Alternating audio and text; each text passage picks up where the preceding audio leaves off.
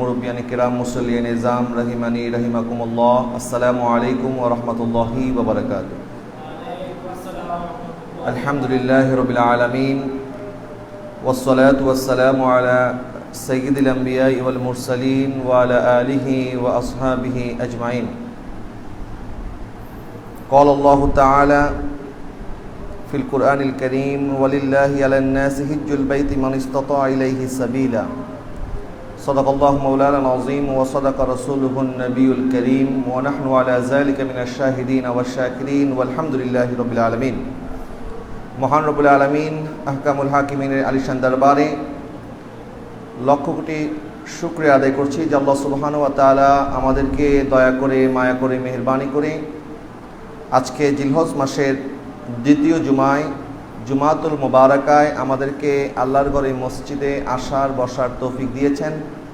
রব্বুল আলামিনের দরবারে শুকরিয়া, তার মহব্বতের আওয়াজে বলুন একবার বলি আলহামদুলিল্লাহ।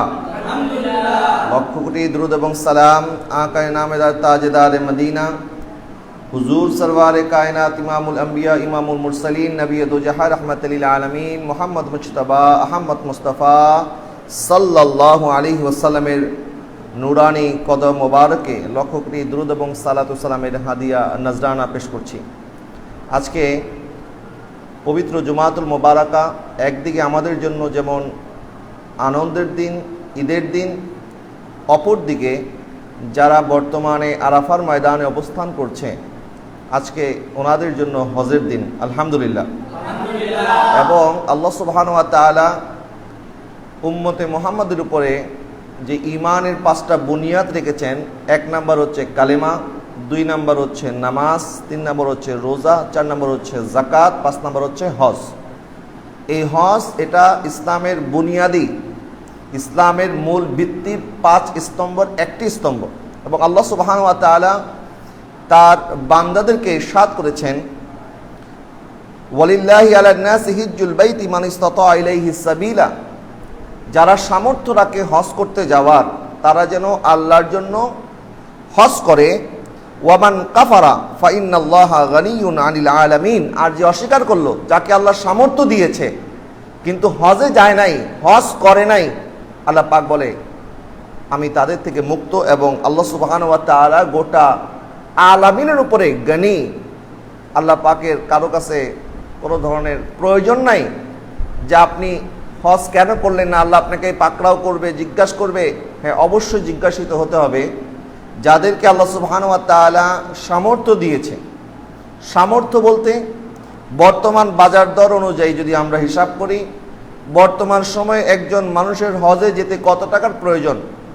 এই বছর করোনার কারণে বা বিভিন্ন কারণে সৌদি গভর্নমেন্ট হজের যেই রেট নির্ধারণ করেছে, বাংলাদেশ থেকে কোনো হাজি যখন হজে যায় কমপক্ষে হলো তাকে 5 লক্ষ থেকে 6 লক্ষ টাকা তাকে খরচ করতে হবে। এই 5-6 লাখ টাকা এবং এই হজের সময় তার পরিবার চলার জন্য যেই খরচের প্রয়োজন, কেউ মাসে তার পরিবারের জন্য 50,000 টাকা খরচ করে, কেউ 1 লাখ টাকা খরচ করে। 1 লাখ টাকাই ধরলাম, 6 লাখ আর 1 লাখ 7 লাখ টাকা যদি কারো কাছে থাকে তাহলে শরীয়তের বিধান অনুযায়ী তার উপরে হজ ফরজ হয়ে গেছে। এখন অনেকে বাহানা দেয় যে আমার মেয়ে তো এখনো ছোট, আগে মেয়ের বিয়ে দিব, ছেলের আগে বিয়ে দিব, নাতিপুতি হবে, এরপরে হজে যাব। এই বাহানার সাথে হজে যাওয়ার কোনো সম্পর্ক নাই। কারণ যখন আল্লাহ সুবহানাহু ওয়া তাআলা আপনাকে সামর্থ্য দিয়ে দিয়েছে, যখন কারো সামর্থ্য হয়ে গেছে তার মানে তার হজে যাওয়ার সময় হয়ে গেছে। তার মেয়ে ছোট না ছেলে ছোট না ছেলে বড়, এটা বড় কথা নয়, এটা মুখ্য বিষয় নয়। বাইরের মাইকে আওয়াজ বাড়ায় দাও, এটা বড় কথা নয়। বরং যখন আল্লাহ সুবহানাহু ওয়া তাআলা কার উপরে হজ ফরজ করেছেন, আমরা দেখি যে আমরা যখন বিয়ে শাদীর মধ্যে খরচ করি 10 লাখ 12 লাখ টাকা আমরা খরচ করি, তখন টাকা কোত্থেকে আসে? আমরা যে অভাব বলি যে আমরা অনেক অভাবের মধ্যে আছি, এখন কেমনে হজে যাব? বিয়ের মধ্যে আমরা 10 লাখ টাকা খরচ করতে পারি। আমরা এমনকি শুধু বিয়ে নয়, বিয়ে বার্ষিকীর মধ্যে পর্যন্ত মানুষ অনেক টাকা পয়সা খরচ করে, জন্মদিনের মধ্যে অনেক টাকা পয়সা খরচ করে। তা আমাদের 12 মাসে 13 প্রোগ্রাম করতে আমাদের টাকার হিসাব তখন আমরা করি না, কিন্তু হজে যাওয়ার যখন সময় হয়, যখন হজ ফরজ হয়ে গেছে, তখন আমরা নানান বাহানা দিতে থাকি যে আমার এই ব্যবসা প্রতিষ্ঠান কে দেখবে, আমার সন্তান এখনো ছোট তাদেরকে কে দেখবে, তা আমরা মরে গেলে তাদেরকে দেখার মতো মানুষের অভাব হবে নাকি? প্যারে হাজিরিন, একটু কমাই দাও সাউন্ডটা।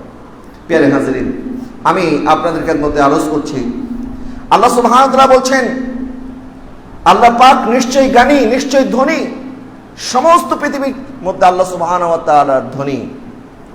আল্লাহ এই পৃথিবীর মানুষের উপরে বড় দয়া করেছেন। আল্লাহ সুবহানাহু ওয়া তাআলা ইরশাদ করেন, ইন্না আউওয়ালা বাইতিন উদিয়া লিন-নাসি লাল্লাযী বিবাক্কাতা মুবারাকান ওয়া হুদাল লিল আলামিন। নিশ্চয়ই আল্লাহ সুবহানাহু ওয়া তাআলা জমিনের মধ্যে সর্বপ্রথম একটি ঘর স্থাপন করেছেন, যেই ঘরের নাম হচ্ছে খানায়ে কাবা। যেই ঘরকে কেন্দ্র করে আজকে হাজী সাহেবগণ মক্কাতুল মুকাররমায় একত্রিত হয়েছে, এখন আরাফার ময়দানে। এরপরে ইনশাআল্লাহ তাআলা আজ্জা ওয়া জাল আজকে রাত্রি ওনারা চলে যাবেন মুজদালিফাতে, তারপরে কালকে মিনাতে ওনারা কোরবানি করবেন। ইসমাইল আলাইহিস সালামকে যেই জায়গার মধ্যে হযরত ইব্রাহিম আলাইহিস সালাম কোরবানি করেছিলেন, 3 জায়গায় শয়তান ধোঁকা দিয়েছিল ইব্রাহিম আলাইহিস সালামকে। ইব্রাহিম আলাইহিস সালাম তাদেরকে পাথর নিক্ষেপ করেছিল। তো এখন হাজী সাহেবরা সেই সুন্নতে ইব্রাহিমী, ইব্রাহিম আলাইহিস সালামের এই সুন্নতকে স্মরণ করে এখনো মিনার মধ্যে জামারাতে পাথর নিক্ষেপ করতে হয়। তো এই যে হজের যে সিস্টেম আল্লাহ সুবহানাহু ওয়া তাআলা রাখলেন, কিয়ামত পর্যন্ত মানুষদেরকে আল্লাহ সুবহানাহু ওয়া তাআলা নিদর্শন দেখিয়ে দিলেন, দেখো যে আমার বান্দা ইব্রাহিম যে পরীক্ষার মধ্যে পাস করেছে, ইসমাইলকে জবাই করার জন্য উপস্থিত হয়েছে, কিন্তু আমি আল্লাহ সুবহানাহু ওয়া তাআলা শুধু তাকে ইসমাইলকে পুরস্কার হিসেবে ফেরত দেই নাই, বরং ইসমাইলকে তো আমি ফেরত দিয়েছি, তার সুন্নতকে কিয়ামত পর্যন্ত আমি আল্লাহ জিন্দা রেখেছি। এটা হচ্ছে আল্লাহ সুবহানাহু ওয়া তাআলার পুরস্কার। আল্লাহ পাক বলছেন, নিশ্চয়ই জমিনের মধ্যে সর্বপ্রথম ঘর সেটা হচ্ছে খানায়ে কাবা, এবং আল্লাহ পাক বলেন এটি হচ্ছে হুদাল লিল আলামিন, গোটা আলামিনের জন্য, গোটা বিশ্ব ব্রহ্মাণ্ডের জন্য এটা একটা হেদায়েত স্বরূপ, এটা একটা হেদায়েতের মার্কাজ। কারণ আমরা যখন রাস্তা দিয়ে যাই তখন আমরা সিগন্যালের মধ্যে যখন পড়ি, তো কিছু জিনিস ইশারা করতে হয় না, মুখে বলতে হয় না, সিগন্যাল দিলে আমরা বুঝি। যেমন রেড লাইট যখন জ্বলে তখন আমরা বুঝি কি এখন গাড়ি চলা নিষেধ, যখন গ্রিন লাইট চলে আমরা তখন বুঝি এখন রাস্তা ক্লিয়ার আছে, এখন গাড়ি চলাচল করা যাবে। যখন ইয়েলো লাইট জ্বলে, হলুদ বাতি যখন জ্বলে, তখন আমরা বুঝি যে কিছুক্ষণের মধ্যে সিগন্যাল পড়ে যাবে, রেড লাইট জ্বলবে, এই জন্য গাড়িকে স্লো করতে হবে। তো সিগন্যাল দেওয়ার মাধ্যমে মানুষ বুঝে যায়। ঠিক একইভাবে আল্লাহ সুবহানাহু ওয়া তাআলা খানায়ে কাবাকে গোটা আলামিনের জন্য, গোটা জগৎবাসীর জন্য সিগন্যাল হিসেবে পাঠিয়ে দিলেন, দেখো এই খানায়ে কাবা সৃষ্টির শুরু থেকে এখন পর্যন্ত এটি আছে। এবং আল্লাহ সুবহানাহু ওয়া তাআলা ইরশাদ করেন, ফিহি আয়াতুম বাইয়িনাতুম মাকাম ইব্রাহিম, এখানে আল্লাহ পাকের অসংখ্য নিদর্শন আছে।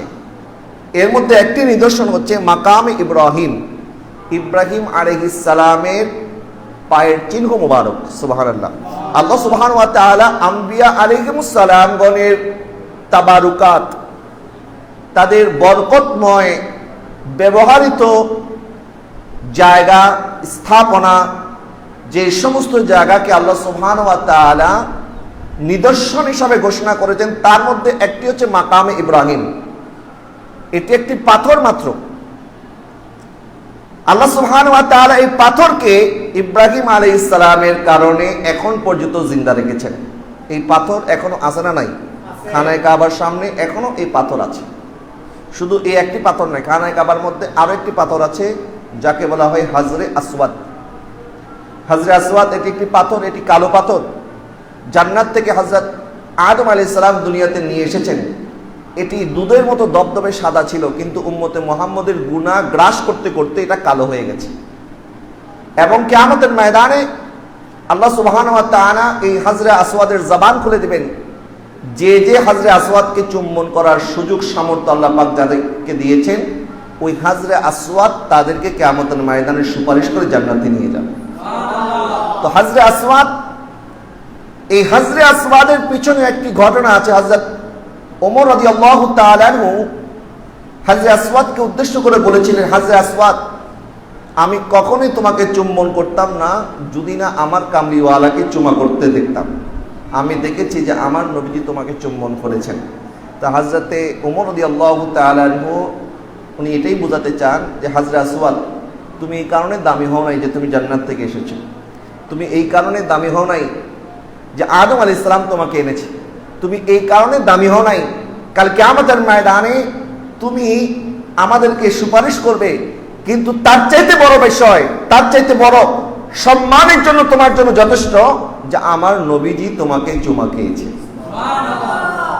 তো হযরত আসওয়াদ মাকাম ইব্রাহিম এইভাবে সাফা মারওয়া আল্লাহ পাক ইরশাদ করেন, ওয়ামান দাখালাহু কানা আমিনা, যারা এখানে প্রবেশ করবে তারা নিরাপদ। তাদেরকে নিরাপত্তার ঘোষণা দিয়েছেন কে? আল্লাহ। সাফা মারওয়ার কথা বিশেষভাবে বলতে হয়, এখানে আল্লাহ সুবহানাহু ওয়া তাআলা দুইটি পাহাড়কে আল্লাহর নিদর্শন হিসাবে ঘোষণা করেছেন, ইন্নাস সাফা ওয়াল মারওয়াতা মিন শাআইরিল্লাহ। সাফা মারওয়া দুইটা পাহাড় যেখানে জাহিলি যুগে আরবরা সেখানে মূর্তি স্থাপন করেছিল এবং তারা সেখানে গিয়ে পূজা পাঠ করত, আরাধনা করত, সাধনা করত। কিন্তু তারও পূর্বে এই পাহাড়ের মধ্যে আল্লাহ সুবহানাহু ওয়া তাআলার মাহবুব বান্দিনীর স্মৃতি জড়িত আছে, যে হাজরা আলাইহিস সালাম যিনিও অনেক বড় পরীক্ষা দিয়েছেন। শুধু পরীক্ষা হযরত ইব্রাহিম আলাইহিস সালাম দেন নাই, ইসমাইল আলাইহিস সালাম দেন নাই, পরীক্ষা মা হাজরা আলাইহিস সালামও দিয়েছেন।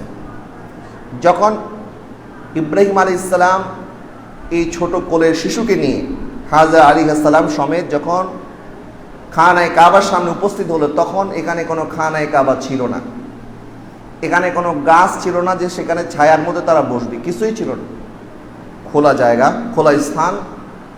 এই তপ্ত মরুভূমির মধ্যে যখন ওনাদেরকে রেখে ইব্রাহিম আলাইহিস সালাম চলে যাচ্ছেন, মাত্র 6 মাসের বাচ্চা ইসমাইল আলাইহিস সালাম, এবং অনেক দোয়া করার পরে আল্লাহ পাক বৃদ্ধ বয়সে আল্লাহ সুবহানাহু ওয়া তাআলা ইব্রাহিম আলাইহিস সালামকে ইসমাইল আলাইহিস সালাম দান করেছেন। এই ছোট্ট বাচ্চা একটা অপরিচিত বাচ্চাকে দেখলেও কিন্তু আমাদের মায়া লেগে যায়। যখন আমরা কারো বাসায় যাই, ছোট্ট বাচ্চা যখন কোলে আসে, কোল থেকে নামতে না চায়, তখন তাকে রেখেও আমাদের ফেরত আসতে কষ্ট হয়। তো ইব্রাহিম আলাইহিস সালাম যখন ইসমাইল আলাইহিস সালাম এবং হাজরা আলাইহিস সালামকে এখানে রাখলেন, উনি চলে যাচ্ছেন, সন্তান এখনো বাবা বলে ডাকতে পারে নাই, সন্তান এখনো বাবাকে বলার মতো জবান করে নাই, বাবা কোথায় চলে যাচ্ছ। যদি জবান থাকতো তাহলে হয়তো ইসমাইল আলাইহিস সালাম বারবার ডাকতেন যে বাবা কোথায় যাচ্ছ আমাকে রেখে, আমি কাকে বাবা বলে ডাকবো।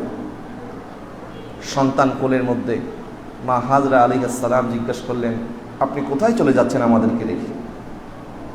আশেপাশে কোনো মানুষজন নাই, এখানে হিংস্র জীব জানোয়ারের ভয় থাকতে পারে, অন্ধকার যখন আসবে তখন কে কোত্থেকে আক্রমণ করবে আমরা বলতেও পারবো না, এখানে কোনো পানি নাই, কি আমরা বেঁচে থাকবো। ইব্রাহিম আলাইহিস সালাম কোনো জবাব দিচ্ছেন না, চলে যাচ্ছেন। মা হাজরা আলাইহিস সালাম আবার জিজ্ঞাসা করেন, আপনি কেন চলে যাচ্ছেন, কোথায় যাচ্ছেন আমাদেরকে রেখে? উনি কোনো জবাব দিচ্ছেন না। তৃতীয়বার হযরত হাজরা আলাইহিস সালাম জিজ্ঞাসা করলেন, হে নবী ইব্রাহিম খলিলুল্লাহ, আপনি যে আমাদেরকে রেখে চলে যাচ্ছেন, এটা কি আপনাকে আপনার আল্লাহ হুকুম করেছে? ইব্রাহিম আলাইহিস সালাম বললেন, হ্যাঁ হাজরা, আমাকে আমার আল্লাহ হুকুম করেছে। যখন ইব্রাহিম আলাইহিস সালাম বললেন, আমাকে আমার আল্লাহ হুকুম করেছে, মা হাজরা আলাইহিস সালাম বললেন, ইব্রাহিম আলাইহিস সালাম, আপনি চলে যান এবং আপনি কোনো ভয় করবেন না যে আল্লাহ আপনাকে আমাদেরকে এখানে রেখে যাওয়ার হুকুম করেছে, সেই আল্লাহ আমাদের বাঁচার ব্যবস্থা করবে। এটাকে বলা হয় তাওয়াক্কুল। আজকে আমাদের সব থাকার পরও তাওয়াক্কুল নাই। আর হাজরা আলাইহিস সালামের কাছে কিছুই ছিল না, কিন্তু হাজরা আলাইহিস সালাম তাওয়াক্কুল করেছে, যার কারণে আল্লাহ সুবহানাহু ওয়া তাআলা ওনাকে মাহবুবা বানিয়েছে। এমন মাহবুবা বানিয়েছে, আজকে হাজী সাহেবরা যখন হজ করার জন্য মক্কাতুল মুকাররম উপস্থিত হয়, হজের একটি ওয়াজিব হচ্ছে সাফা মারওয়া সাই করতে হবে। সাফা মারওয়া সাই না করলে কারো হজও হবে না, উমরাও হবে না। হজ এবং উমরার একটি আবশ্যিক কর্তব্য সাফা মারওয়া সাই করা। তো সাফা মারওয়া কেন সাই করতে হবে? সাফা মারওয়া তো হযরত হাজরা আলাইহিস সালাম সাই করেছিলেন কখন? যখন ইসমাইল আলাইহিস সালামের জন্য পানির প্রয়োজন ছিল। সন্তান যখন পানির জন্য কাতরাচ্ছে, আল আতাশ তখন হাজরা আলাইহিস সালাম দেখলেন আমার সন্তানকে বাঁচানোর জন্য আমাকে পানির ব্যবস্থা করতে হবে। তিনি চলে গেলেন সাফা পাহাড়ে, আশেপাশের পানি কোনো ব্যবস্থা আছে কিনা দেখার জন্য। দেখলেন যে কোনো পানির ব্যবস্থা নেই। এরপরে আরেক দৌড় দিলেন মারওয়ার দিকে। মারওয়ার দিকে যখন আসতেন, মাঝখানে একটু ঢালু জায়গা আছে। সাফা তো একটু উঁচা, মারওয়া একটু উঁচা, কিন্তু মাঝখানে দুই পাহাড়ের পাদদেশে একটা ছোট্ট সমান্তরাল ছোট্ট একটা জায়গা আছে। এখানেও হাজী সাহেবরা যখন যায় তখন ওখানে দেওয়া আছে একটা গ্রিন লাইট জ্বলে। এই গ্রিন লাইট যেই জায়গার মধ্যে আছে ওখানে একটু দৌড়িয়ে দৌড়িয়ে যেতে হয়, দ্রুত পার করতে হয়। কারণ হাজরা আলাইহিস সালাম এটা দ্রুত পার হয়েছিলেন, কারণ উনি যখন ওই স্থানে পৌঁছতেন তখন ওনার চোখ থেকে ওনার সন্তান গায়েব হয়ে যেত। যেহেতু উঁচা জায়গা থেকে ইসমাইল আলাইহিস সালামকে শোয়ায় রাখছেন কোথায়? খানায় কাবার সামনে। তখন তো খানায় কাবা ছিল না, মাটির মধ্যে শুয়ে আছে। সাফা পাহাড় থেকে দেখা যাচ্ছে, ওইদিকে মারওয়া পাহাড় থেকে দেখা যাচ্ছে, কিন্তু সাফা মারওয়ার মাঝখানের যে জায়গাটা যখন উনি ঢালুতে চলে আসে তখন তো দেখা যায় না। এই জন্য উনি দৌড়াদৌড়ি করতেন, একটু বেশি তাড়াহুড়া করতেন। তো এখনো হাজী সাহেবরা ওই জায়গা অতিক্রম করার সময় তাড়াহুড়া করতে হয়। কিন্তু প্রশ্ন হচ্ছে, তিনি তো তখন দৌড়িয়েছিলেন সন্তানের পানির জন্য, আর এখন তো জমজমের পানি আমাদের হাতের মধ্যে থাকে। যখন সাফা মারওয়া আমরা দৌড়াদৌড়ি করি তখন তো আমাদের পানি আমাদের সাথে থাকে না? থাকে। জায়গায় জায়গায় কল বসানো আছে, সন্তানের সাথে থাকে। এমন না যে সন্তানের জন্য পানির জন্য দৌড়াদৌড়ি করতে হচ্ছে, সন্তানের সাথে পানিও সাথে। তারপরও কেন আমাদেরকে দৌড়াদৌড়ি করতে হয়? আল্লাহ সুবহানাহু ওয়া তাআলা বলে, যদিও সাফা মারওয়া পাহাড় সাই করেছিল আমার হাজরা, কিন্তু আমার হাজরা সুন্নত যেন কিয়ামত পর্যন্ত জারি থাকে, এই জন্য আমার মাহবুবার সুন্নতকে জারি রাখার জন্য সাফা মারওয়া দৌড়াদৌড়ি করে আমি আল্লাহ ওয়াজিব করে দিয়েছি। এটা হচ্ছে আল্লাহ সুবহানাহু ওয়া তাআলা যখন কারো প্রতি রাজি থাকেন, খুশি থাকেন, কারো তাওয়াক্কুলের পুরস্কার দান করেন। আল্লাহ পাক এইভাবে পুরস্কার দান করে যে এখন হাজী সাহেবরা যখন যায় সাফা মারওয়া পাহাড়, এই দুইটি পাহাড় সাই করতে হয়। মিনার মধ্যে মানুষ তো শয়তানকে কঙ্কর নিক্ষেপ করার জন্য উপস্থিত হয়। কিছুদিন আগে একটা ভিডিওর মধ্যে দেখলাম এক বৃদ্ধ মানুষ পাথর মারতে মারতে হাতের পাথর শেষ, এই জন্য পায়ের থেকে জুতা খুলে মারা শুরু করছে। তো এখন তো ওখানে শয়তান নাই, কিন্তু আল্লাহ পাক বলে যদিও শয়তান এখন নাই, কিন্তু আমার ইব্রাহিমকে শয়তান ধোঁকা দিয়েছিল, ধোঁকা দেওয়ার চেষ্টা করেছিল। আমার ইব্রাহিম যখন পাথর নিক্ষেপ করেছিল আমার ইব্রাহিমের সুন্নতকে জিন্দা রাখার জন্য, এখন তোমরা শয়তানকে পাথর নিক্ষেপ করো। সুবহানাল্লাহ। তো এই যে আল্লাহ সুবহানাহু ওয়া তাআলা ইব্রাহিম আলাইহিস সালামের এই সুন্নাত আল্লাহ পাক আমাদেরকে দিয়েছেন, এবং এই হজের মাধ্যমে আমাদের সেই অতীতের স্মৃতি মনে পড়ে যায় যে ইব্রাহিম আলাইহিস সালাম কিভাবে ইসমাইল আলাইহিস সালামকে নিয়ে খানায়ে কাবা নির্মাণ করলেন, কিভাবে সাফা মারওয়া সাই করলেন হাজরা আলাইহিস সালাম, কিভাবে কোরবানি করার জন্য নিয়ে গেলেন। এই সব স্মৃতি আল্লাহ পাক আমাদেরকে স্মরণ করিয়ে দিতে চায়, যার কারণে হজের মতো এত বড় একটা গুরুত্বপূর্ণ ফরজ ইবাদতের মধ্যে আল্লাহ সুবহানাহু ওয়া তাআলা ওনাদের স্মরণকে শামিল করলেন। তো আল্লাহ পাক এই হজকে ফরজ করেছেন যারা সামর্থ্যবান, যাদেরকে আল্লাহ সুবহানাহু ওয়া তাআলা সামর্থ্য দান করেছে, যাদেরকে আল্লাহ সুবহানাহু ওয়া তাআলা ইস্তেতাআত দিয়েছেন, আসা যাওয়ার খরচ এবং এক মাসের পরিবার পরিজনের ভরণ পোষণের খরচ যদি কারো থাকে তাহলে তার উপরে হজ ফরজ। এটি হচ্ছে আল্লাহ পাকের ফরজ বিধান। এখন আমাদের মধ্যে আমরা যারা গরিব আছি, ফকির মিসকিন আছি, আমরা আশায় থাকি যে কখন আল্লাহ পাক আমাদেরকে সামর্থ্য দান করবেন, কখন আমরা হজের জন্য বাইতুল্লাহ শরীফে উদ্দেশ্যে রওনা করব। এর ব্যাপারেও নবীজি সাল্লাল্লাহু আলাইহি ওয়াসাল্লাম আমাদেরকে সুসংবাদ দিয়েছেন। সেই মুসলিম শরীফের হাদিস, সহিহ মুসলিমের হাদিস, আল্লাহ সুবহানাহু ওয়া তাআলা কিয়ামতের ময়দানে কিছু বান্দাকে বলবেন, আমি তোমাদেরকে মাফ করে দিয়েছি তোমাদের হজের কারণে। যারা হজ করতে যায় আল্লাহ সুবহানাহু ওয়া তাআলা তাদেরকে মাফ করেন। কেমন? নবীজি ইরশাদ করেছেন, সদ্যজাত নবজাত সন্তান যেরকম নিষ্পাপ, যাদের হজ আল্লাহর দরবারে কবুল হয়েছে, আল্লাহ তাকে এমনভাবে মাফ করে দেয় সে একদম নিষ্পাপ হয়ে যায়। শুধু তাই নয়, আজকে আরাফার ময়দানে যারা হাজী সাহেবগণ উপস্থিত হয়েছেন, আম্মাজান আয়েশা সিদ্দিকা রাদিয়াল্লাহু তাআলা আনহা বলেন, নবীজি সাল্লাল্লাহু আলাইহি ওয়াসাল্লাম সুসংবাদ দান করেছেন যে আরাফাত দিবসে আল্লাহ পাক এত বেশি বান্দাকে ক্ষমা করেন, বছরের অন্য কোনো দিন আল্লাহ এত বান্দাকে ক্ষমা করেন না। আরাফার দিন আল্লাহ পাক যত বান্দাকে ক্ষমা করেন, এমনকি আল্লাহ সুবহানাহু ওয়া তাআলা যখন তাদের উপস্থিতি দেখে, যখন তারা ইহরামের কাপড় পরে লাব্বাইক আল্লাহুম্মা লাব্বাইক ধ্বনি দিয়ে আরাফার ময়দানে উপস্থিত হয়, এমনকি তাদের চুলগুলি এলোমেলো থাকে, শরীরের পোশাক ময়লা হয়ে গেছে, কারণ অনেক দিন যাবত ইহরামের কাপড় পরে আছে, ইহরামের কাপড় পরিবর্তন করতে পারছে না, শরীরের মধ্যে কোনো শ্যাম্পু সাবান ব্যবহার করতে পারছে না, তারা মাথার চুল এলোমেলো অবস্থায় যখন আরাফার ময়দানে উপস্থিত হয়, আমার আল্লাহ সুবহানাহু ওয়া তাআলা ঘোষণা করেন, ফেরেশতারা তোমরা সাক্ষী থাকো, আজকে আরাফার ময়দানে যারা উপস্থিত হয়েছে আমি তাদেরকেও ক্ষমা করলাম এবং তাদের উসিলায় আমার যত গুনাহগার বান্দা আছে তাদেরকেও ক্ষমা করে দিলাম।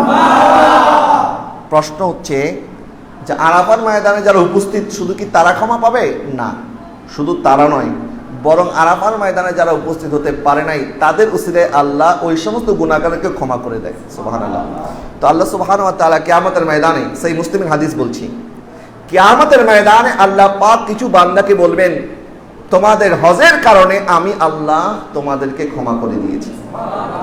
তখন তারা বলবে, আল্লাহ আমরা তো হজই করি নাই, আমরা হজ করার জন্য মক্কা শরীফ, মদিনা শরীফ, আরাফা, মিনা, মুজদালিফা আমরা তো যাওয়ার সামর্থ্য আমাদের ছিল না, তা আমরা তো হজ করি নাই, হজের উসিলায় আমাদেরকে কেমনে ক্ষমা করলেন? আল্লাহ সুবহানাহু ওয়া তাআলা বলেন, যদিও তোমরা হজ করার জন্য মক্কা শরীফ আসতে পারো নাই, কিন্তু হাজী সাহেবরা যখন মক্কায় আসার জন্য রওনা করত, যখন তুমি তাকে বিদায় দেওয়ার জন্য আসতে, তখন তোমার মনটা কাঁদতো, আল্লাহ কখন তুমি আমাকে সামর্থ্য দান করবে, কখন আমি এই হাজী সাহেবের মতো সৌভাগ্য অর্জন করব। ওই হাজী সাহেবের প্রতি তোমার এই দরদ, তোমার অন্তরের মধ্যে এই কষ্ট থাকার কারণে আমি আল্লাহ তোমাকে হজের সওয়াব দান করেছি। আল্লাহ পাক চাইলে দিতে পারে কি পারে না? ইন্নাল্লাহা আলা কুল্লি শাইইন কাদির। তো আমি বলছিলাম, আজকে আরাফার ময়দানে যখন হাজী সাহেবরা উপস্থিত হচ্ছেন, তো তাদের চোখের পানির সাথে অনেকের চোখের পানি পড়তেছে যে কাশ যদি আমাদের আল্লাহ সেই সামর্থ্য দিত, সুযোগ দিত, তাহলে আমরা হয়তো আজকে আরাফার ময়দানে থাকতাম। এই জন্য আমার নবী সাল্লাল্লাহু আলাইহি ওয়াসাল্লাম জানেন উম্মতের কষ্ট, নবী তো রাহমাতুল লিল আলামিন, নবী উম্মতের প্রতি বড় দয়াবান, বড় মেহেরবান, যার কারণে আমার নবী কিছু সুযোগ রেখেছেন উম্মতের জন্য, যারা গরিব উম্মত, মিসকিন উম্মত, কাঙ্গাল উম্মত, যারা হজে যাওয়ার সামর্থ্য রাখে না, আমার আল্লাহ এই সমস্ত ব্যক্তি যারা হজে যাওয়ার সামর্থ্য রাখেন তাদের মধ্যে কিছু মানুষকে আল্লাহ হজের সওয়াব দান করেন। সুবহানাল্লাহ। তো কাদেরকে আল্লাহ সুবহানাহু ওয়া তাআলা হজের সওয়াব দান করেন?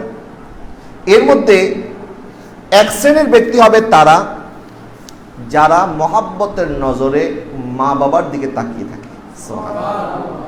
যারা মহাব্বতের নজরে মার দিকে, বাবার দিকে, মা বাবার চেহারার দিকে তাকায়, আমার নবী সাল্লাল্লাহু আলাইহি ওয়াসাল্লাম ইরশাদ করছেন, মুসনাদে আহমদের হাদিস, নবীজি ইরশাদ করেন, যখন রাত্রিবেলায় তুমি ঘরে আসো, রাত্রিবেলায় ঘরে আসার সময়, আসার পরে তুমি একটু তোমার মা বাবার ঘরে যাও, তাদের পাশে একটু বসো, তাদের সাথে একটু খোশ গল্প করো, যদি তারা সন্তুষ্ট হয়ে যায় আমার আল্লাহ সুবহানাহু ওয়া তাআলা তোমাদেরকে 2টা হজ এবং 2টা উমরার সওয়াব দান করবে।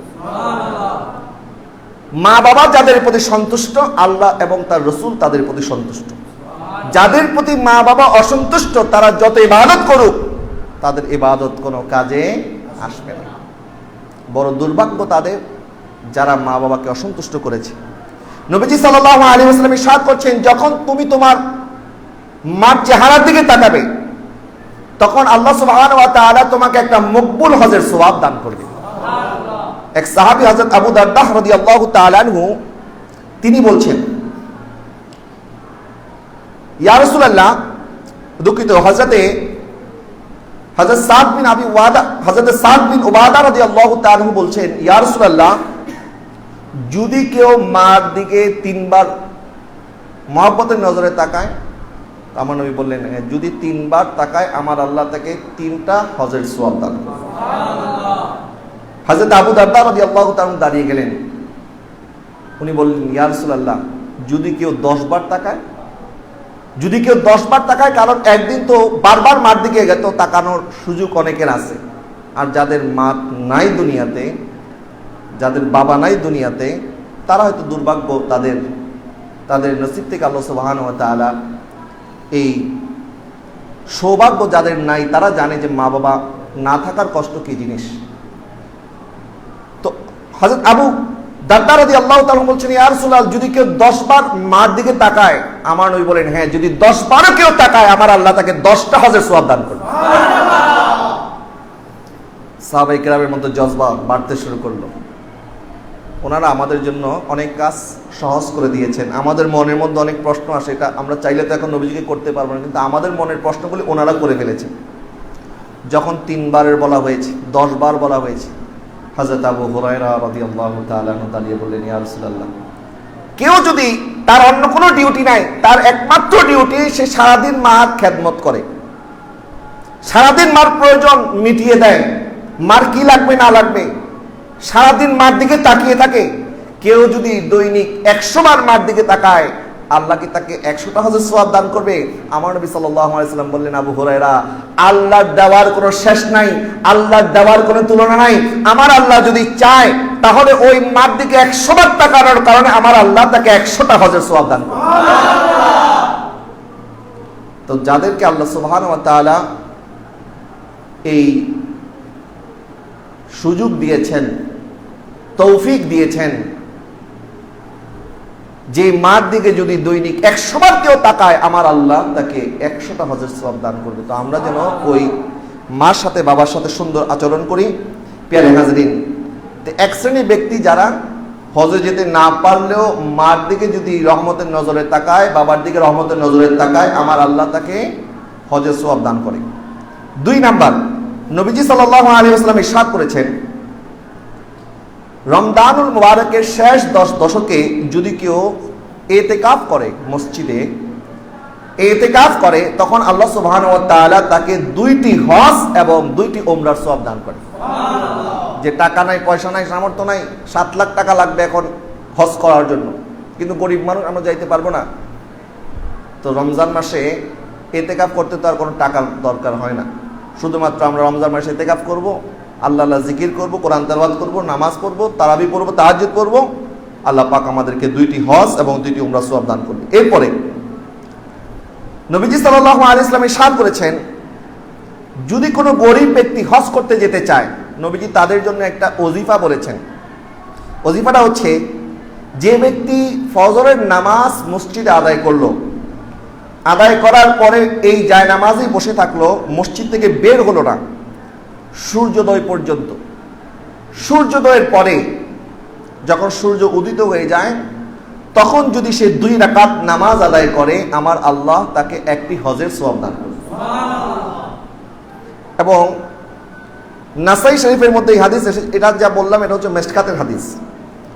নাসাই হাদিস হচ্ছে, যে ব্যক্তি 2 রাকাত ইশরাক এবং 2 রাকাত চাশতের নামাজ, অর্থাৎ এই 4 রাকাত নামাজ যদি কেউ আদায় করে, আমার আল্লাহ সুবহানাহু ওয়া তাআলা তাকে 2টি হজ এবং 2টি উমরার সওয়াব দান করবে। সুবহানাল্লাহ। তাহলে কত সহজ করে দিয়েছেন আল্লাহ আমাদের জন্য, আমরা চাইলেই এই সওয়াব অর্জন করতে পারছি। আজকে যাদের মন কাঁদতেছে, যদি আজকে আমি আরাফার ময়দানে থাকতে পারতাম, আজকের রাতটা যদি মুজদালিফায় কাটাতে পারতাম, তাহলে আমরা যদি নিয়ত করি ইনশাআল্লাহ তাআলা আজ্জা ওয়া জাল, আমরা ফজরের নামাজের পরে সূর্য উদয় হওয়া পর্যন্ত আমরা মসজিদ থেকে বের হব না, এরপরে 2 রাকাত নামাজ আদায় করে মসজিদ থেকে বের হব, তাহলে আল্লাহ আমাদেরকে হজের সওয়াব দান করবে। এরপরে বাইহাকি শরীফের হাদিস, নবীজি সাল্লাল্লাহু আলাইহি ওয়াসাল্লামের কাছে এক সাহাবী আসলেন, বললেন, ইয়া রাসূলুল্লাহ, হুজুর, আপনি আমাকে একটি আমলের কথা বলেন, যেটা ছোট আমল কিন্তু পুরস্কার অনেক বড়, অল্প আমলে অধিক সওয়াব অর্জন করা যায়, এমন একটি আমলের কথা আপনি আমাকে বলেন।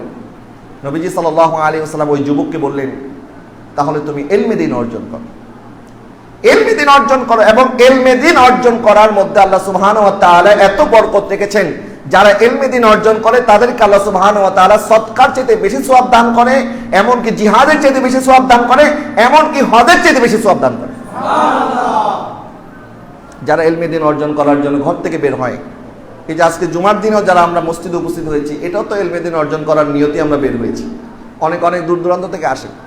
তো যারা আসেন এবং যারা দেরি করে আসে, আমি ওনাদের ক্ষেত্রেও খেদমত আরজ করব যে যখন আমরা হজে যাওয়ার জন্য নিয়ত করি তখন আমাদের দেরি সহ্য হয় না যে কখন জিলহজ মাস আসবে।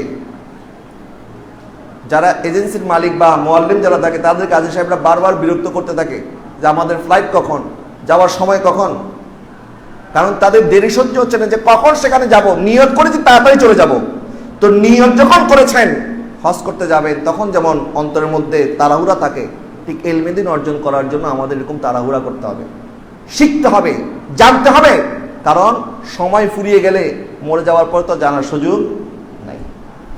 এরপরে নবীজি সাল্লাল্লাহু আলাইহি ওয়াসাল্লাম ইরশাদ করেছেন, এটি নাসাই শরীফের হাদিস, আবু দাউদেও এসেছে, তাবরানীতেও এসেছে। নবীজি ইরশাদ করেন, যদি দুই ভাইয়ের মধ্যে ঝগড়া লেগে যায়, এই দুই ভাইয়ের ঝগড়া মিটিয়ে দেওয়ার জন্য যদি কেউ মধ্যস্থতা করে, যে ব্যক্তি মধ্যস্থতা করে দুইজনের দুশ্মনী শেষ করে দিল, মিটিয়ে দিল, দুই ভাইকে মিলিয়ে দিল, আল্লাহ সুবহানাহু ওয়া তাআলা এই ঝগড়া মিটিয়ে দেওয়ার কারণে ওই ব্যক্তিকে হজের সওয়াব দান করবে। আমরা তো মানুষের বিরুদ্ধে লাগানোর জন্য অনেক কায়দা কানুন করি, যে দুইজনের মধ্যে দ্বন্দ্ব লাগছে আরো কেমনে লাগানো যায়, আমরা দ্বন্দ্ব বাড়ানোর চেষ্টা করি। অথচ নবীজি সাল্লাল্লাহু আলাইহি ওয়াসাল্লাম ইরশাদ করছেন, যে ব্যক্তি দুই ভাইয়ের মধ্যে দ্বন্দ্বকে মিটিয়ে দিল, আল্লাহ সুবহানাহু ওয়া তাআলা তাকে কিসের সওয়াব দান করবে? হজের। বলেন কিসের? হজের সওয়াব দান করবে। এমনকি নবীজি সাল্লাল্লাহু আলাইহি ওয়াসাল্লাম আমাদের জন্য রুখসত দিয়েছেন, সুযোগ দিয়েছেন, তিন জায়গার মধ্যে মিথ্যা কথা বলা জায়েজ, বৈধ।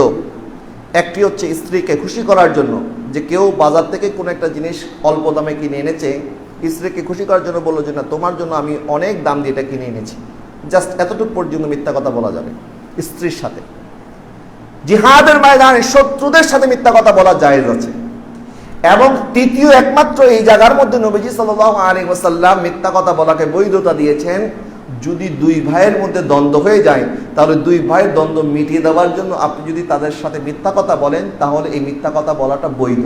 যেমন দুইজনের সাথে দ্বন্দ্ব, একজনের কাছে গেলেন, সে আরেকজনের নামে অনেক বদনাম করলো, তা আপনি বদনামটা শুনলেন, হজম করলেন, এরপরে আপনি ওই ভাইয়ের কাছে গিয়ে ওই যে বদনাম করেছে এটার বলেন নাই, আপনি গিয়ে বলেন জানো আজকে তোমার অনেক সুনাম করেছে, যে তুমি তার সাথে কেন ঝগড়ায় লেগে আছো, সে তো তোমার অনেক প্রশংসা করে।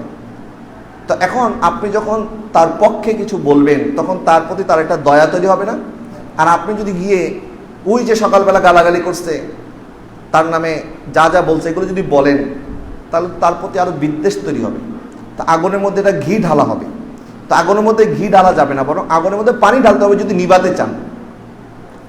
তো অনেকে এরকম যখন দুইজনের মধ্যে দ্বন্দ্ব লাগে তো দ্বন্দ্ব মিটিয়ে দেওয়ার চেষ্টা করে না, বরং দ্বন্দ্ব কেমনে বাড়ানো যায় এই জন্য মিথ্যা কথা বলে।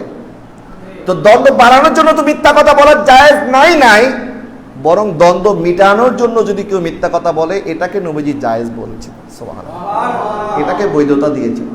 আপনি কি তার কথা বলেন যে সে তো সবসময় তোমার সুনাম করে, সবসময় তোমার কথা বলে, যে তুমি তার সাথে কথা বলো না, কথা বন্ধ করে দিয়েছো, তার রাত্রেবেলা ঘুম আসে না, সে কষ্টের মধ্যে আছে, কারণ তোমার সাথে এই ফিতনা ফাসাদ সে পছন্দ করে না, তোমরা মিলে যাও না কেন? এই যে দুইজনের কাছে গিয়ে দুইজনের নামে সুন্দর কথা বললেন, এই সুন্দর কথা বলার কারণে আল্লাহ সুবহানাহু ওয়া তাআলা ওই ব্যক্তিকে হজের সওয়াব দান করবেন। এরপরে নবীজি সাল্লাল্লাহু আলাইহি ওয়াসাল্লাম ইরশাদ করেন, যদি আমার উম্মতের কোনো কষ্ট কেউ দূর করে দেয় আল্লাহ সুবহানাহু ওয়া তাআলা তখন তাকে একটি মকবুল হজের সওয়াব দান করবে।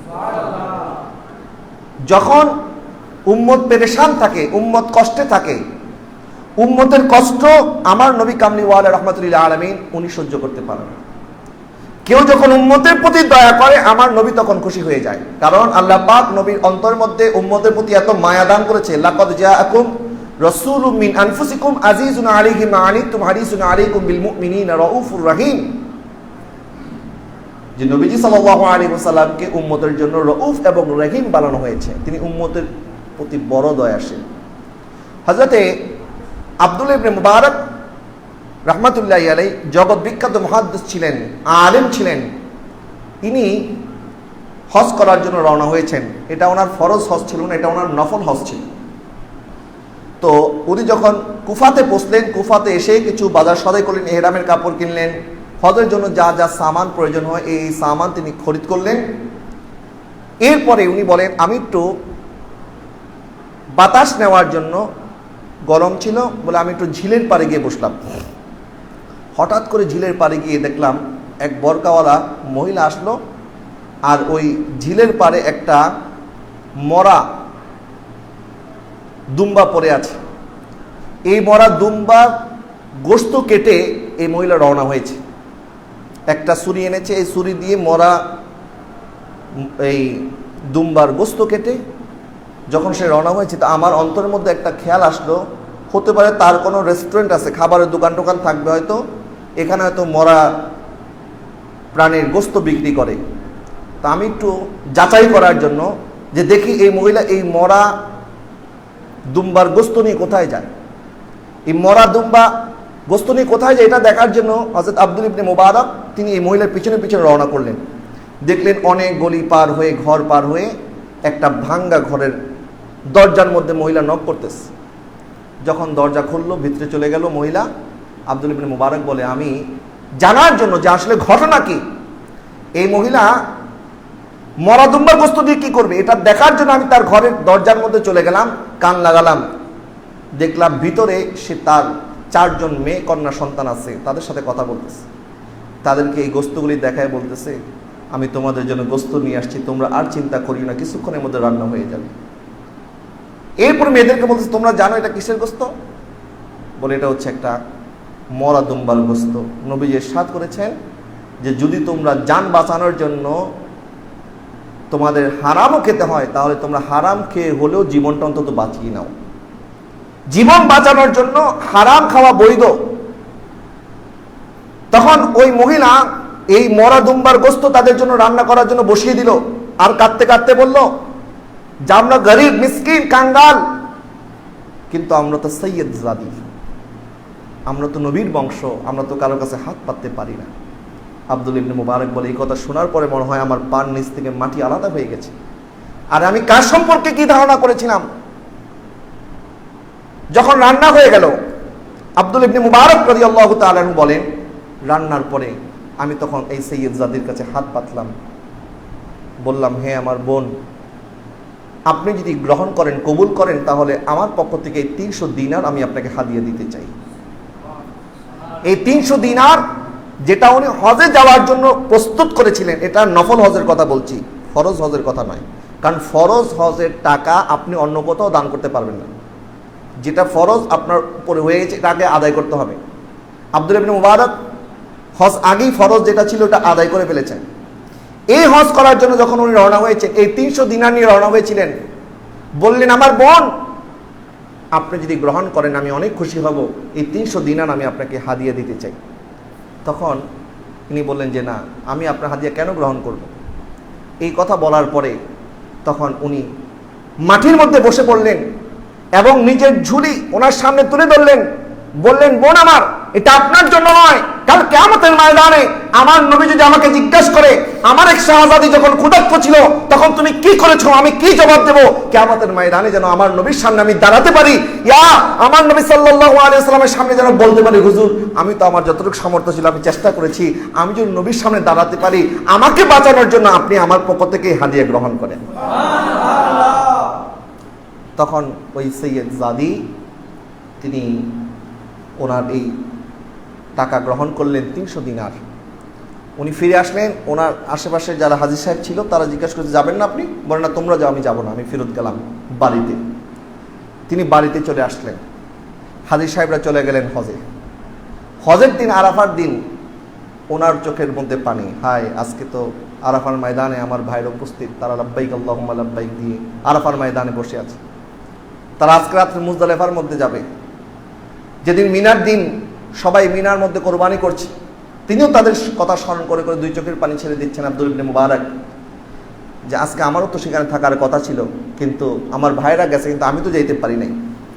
এইভাবে যখন হজের মাস চলে গেল, 6 মাস পর যখন কাফেলা আবার ফেরত আসলো, তিনি দৌড়িয়ে দৌড়িয়ে কাফেলার হাজী সাহেব যারা আছে তাদেরকে দেখার জন্য উনি চলে গেলেন যে হজে তো যাইতে পারি না, অন্তত হাজী সাহেবদের কিছু খেদমত করি। যখন হজ থেকে কাফেলা আসলো, এক কাফেলার লোকজন বলতেছে, আব্দুল ইবনে মুবারক, আপনি তো বড় অহংকারী মানুষ। বললেন কি হয়েছে? বলে আপনি এত বড় আলেম হওয়ার পরও যখন আপনাকে আমরা আরাফার ময়দানে দেখলাম, আরাফার দিন যখন আমরা আপনাকে ডাকাডাকি করতেছি, আপনি আমাদের দিকে তাকালেন না, কথাও বলেন না। বলছে কি বলো এই কথা? হজের সময় আমাকে কোথায় আরাফার ময়দানে দেখেছো? বলে আমি একটা মিথ্যা কথা বলতেছি? আমরা 11টা মানুষ আছি, সবাই আমরা দেখছি, তা আমাদের কথা সত্য না আপনার কথা সত্য? উনি অবাক হয়ে গেলেন, কি ব্যাপার, তারা কি বলতেছে?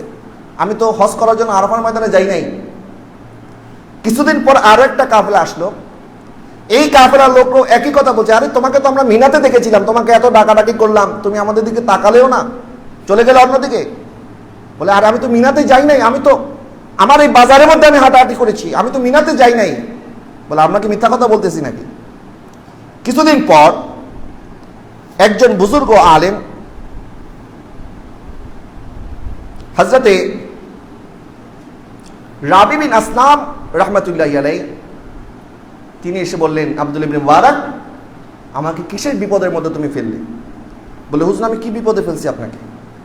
বল যখন মদিনায় পাকে রওজা আকদাসে তুমি আর আমি একসাথে জিয়ারত করতেছিলাম, তখন তুমি তো আমাকে একটা টাকার থলি দিয়েছিলে, এটা দিয়ে তুমি চলে এসেছো। আরে তোমার টাকার থলি সামলাতে সামলাতে আমি শেষ, এই না তোমার টাকার থলি।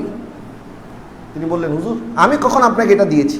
ও তোমার মনে নাই রওজা আকদাসের সামনে যখন দুইজন জিয়ারত করতেছিলাম, নবীজিকে আসসালাতু ওয়াসসালামু আলাইকা ইয়া সাইয়্যিদি ইয়া রাসূলুল্লাহ বলে সালাম দিচ্ছিলাম, তখন তুমি এই টাকার থলিটা আমাকে দিয়েছিলে?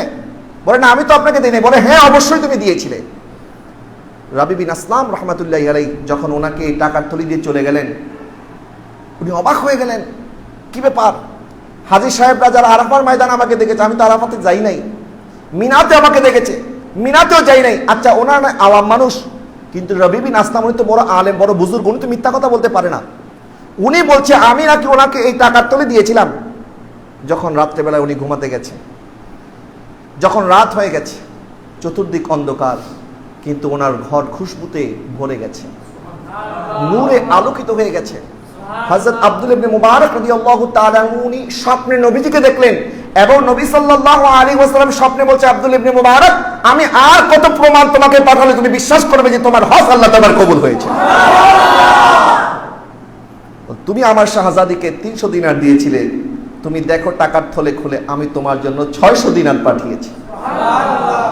সুবহানাল্লাহ। হাজরিন, নবীজি ইরশাদ করেছেন, আমার উম্মতের কষ্ট যদি কেউ দূর করে দেয়, আল্লাহ তাকে একটা মকবুল হজের সওয়াব দান করে।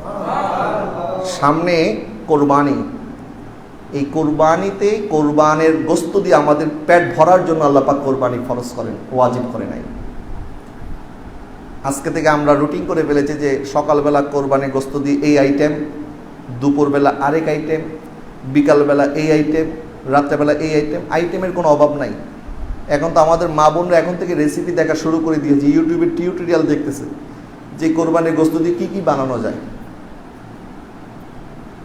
এই কোরবানির টিউটোরিয়াল দেখার সাথে সাথে এই সমস্ত জিনিসগুলিও আমাদের মা বোনদের একটু জানা দরকার, যে কোরবানির গোশত এটা হ্যাঁ আমি খাইতে পারি, আল্লাহ আমাকে তৌফিক দিয়েছে, আপনি চাইলে কোরবানির গোশত আপনি খান, কোনো অসুবিধা নাই। কিন্তু যারা বছরে এই একটা দিন অপেক্ষায় থাকে যে সারা বছর তাদের চুলার মধ্যে গোশত রান্না হয় না, অন্তত এই কোরবানির দিন হলেও তাদের চুলার মধ্যে যেন একটু গোশত রান্না হয়।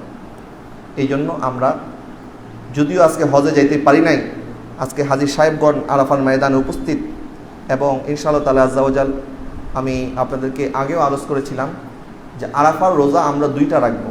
যদি একটার কথা হাদিসে এসেছে, যেহেতু আমাদের কনফিউশন যে আজকে আরাফার ময়দানে হাজী সাহেবগণ উপস্থিত, কিন্তু আমাদের দেশে আজকে হচ্ছে 8ই জিলহজ, আমাদের দেশে 9 জিলহজ হচ্ছে আগামীকাল, তো আরবি তারিখ হচ্ছে 9ই জিলহজ আরাফার দিবস। তো ওলামায়ে কেরামগণ এই জন্য 2টা মতামত আমাদের সামনে পেশ করেছে, যে কেউ বলেছে যে যারা সৌদি আরবে আছে তাদের সাথে মিলিয়ে আমাদেরকে রোজা রাখতে হবে আরাফার রোজা, আবার কেউ বলেছে যে 9 জিলহজ আমরা রোজা রাখবো। তো আজকে অনেকে আমরা রোজা রেখেছি, আগামীকালকে ইনশাল্লাহ রোজা রাখবো, এবং যারা আরাফার রোজা রাখে আমার নবী ইরশাদ করেছেন, আমি আশা করি আল্লাহ পাক তাদের অতীত 1 বছর এবং ভবিষ্যৎ 1 বছর 2 বছরের গুনাহ আল্লাহ মাফ করে দেবেন। তো যদিও আমরা আজকে আরাফার ময়দানে উপস্থিত হতে পারি নাই, কিন্তু এই আমলগুলি যদি আমরা করতে পারি, বেশি কষ্টের আমল না। কয়েকটা কথা আমি বললাম, আরও অনেকগুলি ব্যাপারে নবীজির ইরশাদ হয়েছে, যেহেতু সময়ের শেষ আমি এই জন্য শেষ করছি। 1 নাম্বার, মা বাবার চেহারার দিকে যদি কেউ মায়ার নজরে তাকায়, আল্লাহ পাক তাকে একটি মকবুল হজের সওয়াব দান করে। 2 নাম্বার, কেউ যদি রমাদানের শেষ দশকে মসজিদে ইতিকাফ করে, আল্লাহ সুবহানাহু ওয়া তাআলা তাকেও হজের সওয়াব দান করে। কেউ যদি ফজরের নামাজের পরে সূর্যোদয় পর্যন্ত মসজিদে অবস্থান করে এবং তারপরে 2 রাকাত নামাজ আদায় করে, আল্লাহ সুবহানাহু ওয়া তাআলা তাকেও মকবুল হজের সওয়াব দান করে। কেউ যদি ইলমে দ্বীন অর্জন করে, আল্লাহ পাক তাকেও মকবুল হজের সওয়াব দান করে। কেউ যদি 2 ভাইয়ের মধ্যে দ্বন্দ্বকে মিটিয়ে দেয়, তাহলে আল্লাহ সুবহানাহু ওয়া তাআলা তাকেও একটি মকবুল হজের সওয়াব দান করে। কেউ যদি কোনো মানুষের কষ্ট দূর করে, আল্লাহ পাক তাকেও মকবুল হজের সওয়াব দান করে। তো আমরা বিনা কষ্টে, বিনা পরিশ্রমে, বিনা পয়সা খরচে আমরা এই আমলগুলি যদি করতে পারি, আল্লাহ পাক আমাদেরকে হজের সওয়াব দান করবে। আল্লাহ পাক যেন কবুল করে। সকলে বলি আমিন। ওয়া আখির দাওয়ানা আলহামদুলিল্লাহি রাব্বিল আলামিন। আসসালামু আলাইকুম ওয়া রাহমাতুল্লাহি ওয়া বারাকাতুহু। 4 রাকাত কবুল জুমা আদায় করুন।